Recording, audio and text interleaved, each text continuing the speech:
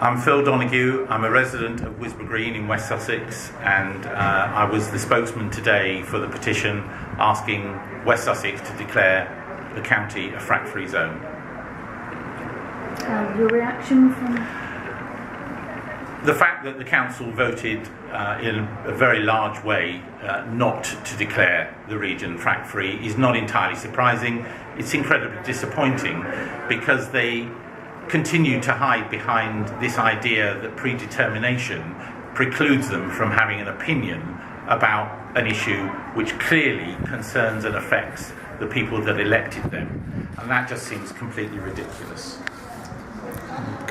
Do you find anything positive from the fact that there were a few that seemed to support your motion?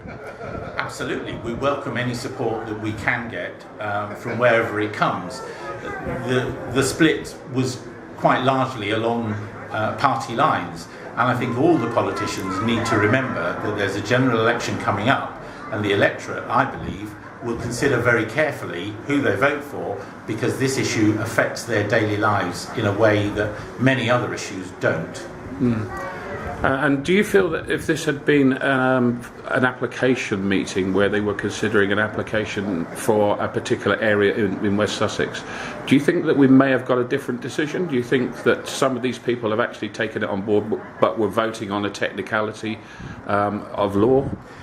Yes, I believe that is the case, because the evidence from the planning hearing that we attended when Celtic Energy were applying to drill in Wisborough Green and Curdford, it was unanimously voted a refusal by some of the same people that voted not to make it a frack-free zone. So it is purely on that technical basis that they've voted against it today.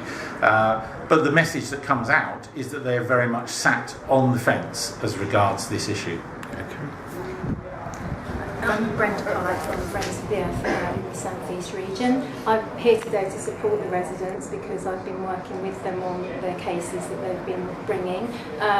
And I think the residents gave a really loud and clear message, not only to this council, but to the government who is supporting the fracking industries, as well as to the companies that might be following in Celtic or Quadrilla's footsteps. And those companies and the government will be watching to see what Middle England are saying, and they're saying very clearly they don't want fracking on their doorstep. So I think that message has gone out loud and clear.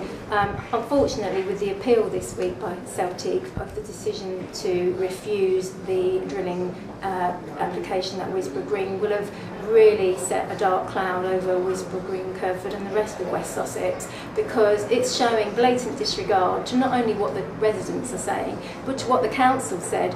Most of the parish councils did not want that development. It's less than 500 metres from the boundary of the South Downs National Park. It could affect rare bats in the area. Sussex Wildlife Trust have a reserve right next door to the site, and they've been very concerned about it. It's not just conservationists and environmentalists that are concerned about fracking and test drilling as well. It's Middle England, people that aren't used to campaigning or lobbying their councillors or MPs, and they are beginning to have a voice, and I'm hoping that both MPs in West Sussex and David Cameron and others will be listening. Okay. Do you have any plans to take this any further? Is it worth writing to some of the people that were at this meeting? It was a recorded vote, obviously, so you know who to target and ask them what their actual thoughts are on fracking locally? Well, Friends of the Earth will support the residents and Keep Curdford, and Wisborough Green is the name of the residents group in this area. We support whatever they do, and obviously councils will hear from their voters about this, and I'm sure they will get more letters, emails and visits to their surgeries, and MPs as well. Okay, thank you, Brenda. Thank you. Okay. Both.